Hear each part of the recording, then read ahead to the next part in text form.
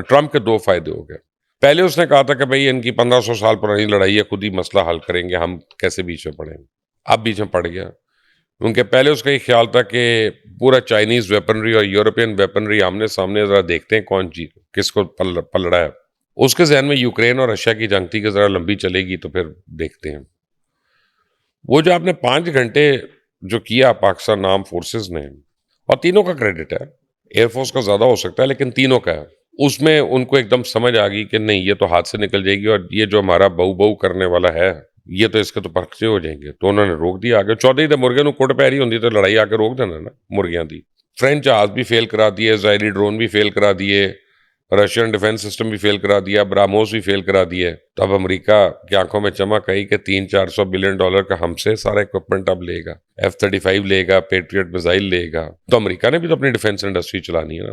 تو اب وہ روک کے ان کو انسیکیور کر کے وہ کریں گے.